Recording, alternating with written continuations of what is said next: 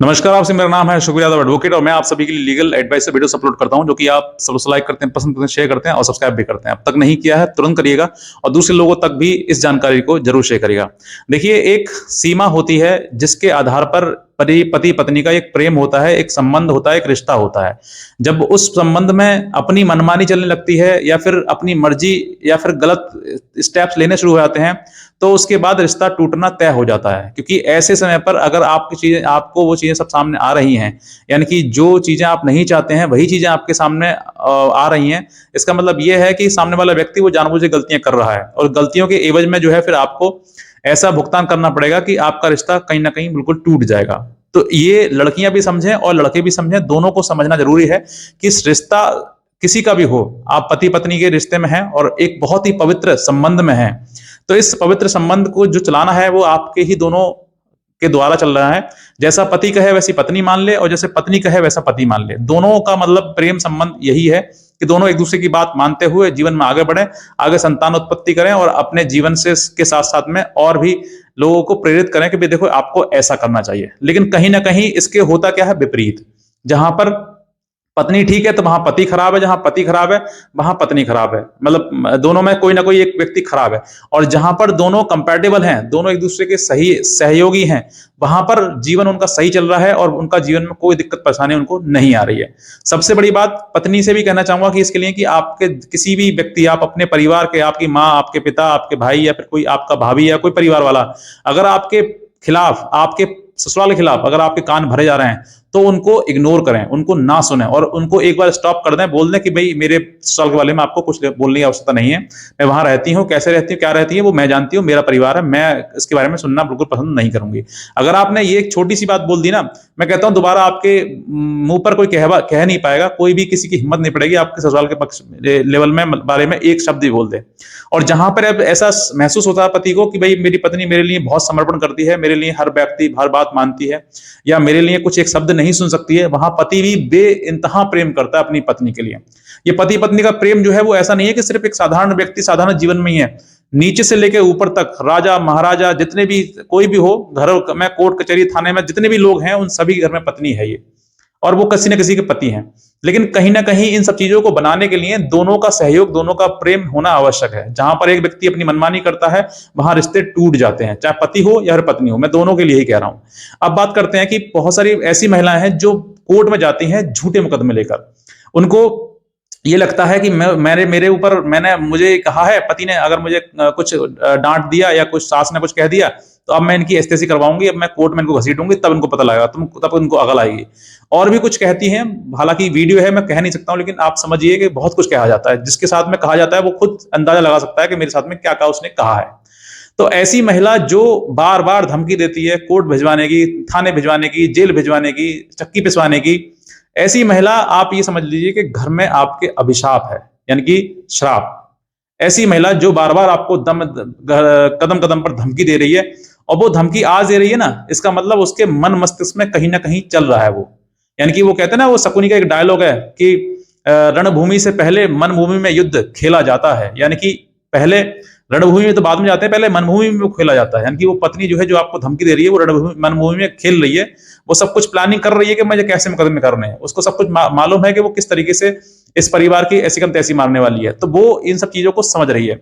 अगर ऐसी महिला जो बार बार कोर्ट कचहरी या थाने जाने की धमकी दे रही है आपको, या फिर आपको शिकायत करने की धमकी दे रही है, तो ऐसी महिला को पहले आप समझाएं पूर्णतः जितना आप प्रयास कर सकते हैं। क्योंकि बाद में अगर परिणाम कुछ गलत आता है, भविष्य में भविष्य खराब होता है, तो आपको एक बार ये पछतावा ना हो कि मैंने कोशिश नहीं करी, मैंने समझाने की कोशिश नहीं करी। आप वो हर प्रयास करिए अपनी पत्नी को समझाने का, और अगर हो सके तो उसको मेरी वीडियो पे दिखाइए, और जिन लोगों के केस मुकदमे चल रहे हैं, जिन महिलाओं को चल रहे हैं, उनसे एक बार उसको जरूर मिलवाइए कि देखो तुम्हारे आज समझ में नहीं आ रहा है, भविष्य में इस महिला से पूछो कि कितनी इन्होंने तकलीफें झेली हैं, किस तरह परेशानी, कितना श्रम किया है, और उन्होंने आज अपना पति खो दिया। ये आपको समझाना है उसको हर एक प्रकार से, जितना भी, क्योंकि आजकल सोशल मीडिया से वीडियो उसको समझा सकते हैं, डाल सकते हैं, बता सकते हैं कि देखो इस तरह की चीजें हो रही हैं, अगर हमारे साथ में भी अगर ऐसा होता है तो हम भी इसी कगार पर आज ना तो कल पहुंच जाएंगे। उसको जितना प्रयास हो सकता है उतना प्रयास कराइए, समझाइए, प्रेम जितना दे सकते हैं उतना दीजिए। लेकिन उसके बावजूद भी, अगर आपके सब कुछ करने के बावजूद भी, सब कुछ जितना मतलब आपका प्रयास था उतना करने के बावजूद भी वो पत्नी कोर्ट कचहरी या थाने जा रही है या फिर धमकी दे रही है, तो अब मैं आपको 3 काम बताता हूं जो आपको करना आवश्यक है। क्योंकि अगर आपने वो काम नहीं किए तो फिर आपको दोबारा फिर से पछतावा होगा कि भाई मैंने ये काम क्यों नहीं किए। तो आज मैं आपको बताता हूं। सबसे पहले मैंने बताया कि उसको समझाइए, जितना समझाना समझा सकते हैं उतना समझाइए, प्रेम से समझ सकती है, प्रेम से समझे। और अगर उसकी शिकायत माँ बाप से उसकी कर देते हैं और वो भी उल्टा बोलते हैं या फिर आपके ऊपर चढ़ा आते हैं, तो फिर आप थोड़ा सा पीछे हट जाइए और अपनी पत्नी को समझाइए कि भाई देखो ये चीजें होता है। सब कुछ उसको उसके सामने दृश्य दिखा दीजिए कि आगे आने वाले टाइम में हमारा तलाक ही होगा, क्योंकि परिस्थिति इतनी खराब हो जाएंगी, मुकदमेबाजी तुम करोगी, फिर मुकदमेबाजी हमें तकलीफ आएगी, तो फिर क्या होगा अंततः तलाक, यानी कि रिश्ता खत्म हो जाएगा। और मैं नहीं चाहता कि मेरा तलाक हो या तुम्हारा तलाक हो। ये सब कुछ बातें उसको बताओ, जितना आप प्रयास कर सकते हो, जितना मतलब उसको मेंटली आप अपनी तरफ खींच सकते हो उतना उसको खींचो। और अगर फिर भी, क्योंकि कभी कभी ऐसा होता है ना कि महिला मूर्ख हो जाती है, कुछ महिलाएं की बात कर रहा हूं मैं, जो कि अपने पति और पति के प्रेम को नहीं समझ पाती है और वो समझती है कि अपने मेरे मायके में सर्व सुख है, मेरे मायके में सब कुछ है। तो ऐसी महिला जो है वो मायके जाके बैठ जाती है। तो अगर आप पहले काम में प्रयास नहीं है तो आप दूसरा काम करिएगा। दूसरा क्या है, जब पत्नी इतना समझाने के बावजूद भी अगर कोर्ट कचहरी जाती है, यानी कि मुकदमे आपके ऊपर झूठे वो करती है, तो फिर वो मुकदमे की तैयारी करो। आप उसको वापस लाने की प्रयास खत्म कर दीजिए, क्योंकि आपने जो समय था वो खत्म कर दिया। अब सेकंड स्टेप आपका ये है कि जो मुकदमे उसने करे हैं, चाहे वो मेंटेनेंस का हो, घरेलू हिंसा का हो, 498 का हो, या कोई अभद्र आपके ऊपर संगीन अपराध भी लगा दिया हो 377 या 354 आईपीसी के तहत, तो उनको भी आप लड़ने की प्रयास करिए। यानी कि अब जो है आपको अपने आप को मेंटली स्ट्रांग बनाना है। और अब जो है आपको, अगर खुद लड़ सकते हैं तो अच्छी बात है, वरना आपको एक अच्छा अधिवक्ता यानी कि एक वकील साहब को आपको चुनना है और वो उनसे अपना केस लड़ना है।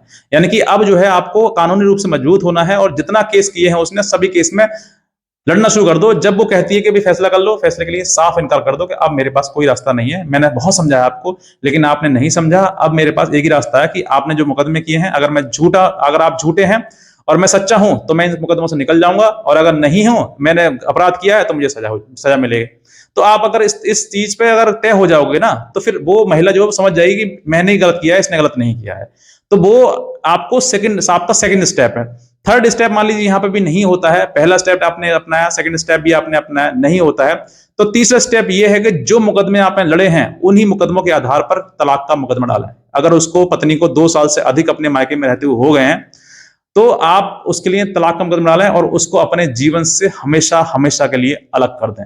क्योंकि जो महिला आपके साथ में रहना ही नहीं चाहती है, वो सिर्फ और सिर्फ आपका जीवन बर्बाद करना चाहती है, आपको नष्ट करना चाहती है, आपसे दुश्मनी का भाव रखती है, तो वो महिला आपका घर नहीं बसा सकती है। वो सिर्फ और सिर्फ आपको बर्बादी की ओर ही ले सकती है, चाहे आपका वो जीवन बर्बाद हो, चाहे पैसा बर्बाद हो, समय बर्बाद हो, या आपकी हेल्थ बर्बादी की ओर चली जाए। आप जब परेशानी आती है तो बहुत से इंसान जो है वो एक डिप्रेशन, टेंशन की केस उसमें चले जाते हैं, जिसकी वजह से उनका पूरा जीवन समाप्त होने लगता है और उनका पूरा शरीर जो है वो कष्ट में गुजरने लगता है। तो ऐसी महिला से फिर आप छुटकारा लेने की सोचें कि भाई अब बहुत हो गया, अति हो गई, तो अब मुझे सिर्फ इससे बाहर निकलना है, इस रिश्ते से, अब मुझे इस रिश्ते में नहीं रहना है। क्योंकि समय भी एक जरूरी है, क्योंकि समय के साथ साथ हो सकता है महिला को अकल आ जाए, समझ में आ जाए, लेकिन जब समझ में नहीं आता तो फिर आपके रास्ते यही है कि आप उसको तलाक का मुकदमा डालें और उसको अपने जीवन से अलग करें। यही एक 3 सूत्र हैं जो आपको जीवन में करने चाहिए। पहले समझाना चाहिए, दूसरा केस लड़ना चाहिए अगर समझ नहीं रही है तो कानूनी रूप से, क्योंकि अगर आप हारने शुरू कर दोगे, आप कोर्ट नहीं जाओगे, आपके खिलाफ एक्सपार्टी हो जाएगा और आपके ऊपर कई प्रकार से वारंट आने शुरू हो जाएंगे, तो फिर आप बहुत ज्यादा परेशान, टेंशन में आ जाओगे।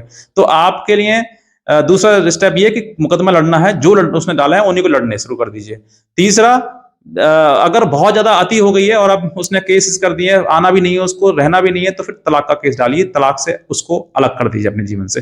ये 3 सूत्र हैं जो आपको अपने जीवन में अपनाने हैं। तो बस मैं इतना ही कहना चाहूंगा, अगर आप नए हैं तुरंत सब्सक्राइब कर लें और दूसरे लोगों तक जरूर शेयर करें। और कोई भी लीगल हेल्प अगर आप हमसे चाहते हैं तो आप हमारे दिए हुए नंबर पर हमें संपर्क कर सकते हैं, हमारी लीगल हेल्प ले सकते हैं। आज का वीडियो देखने के लिए आपसे बहुत धन्यवाद।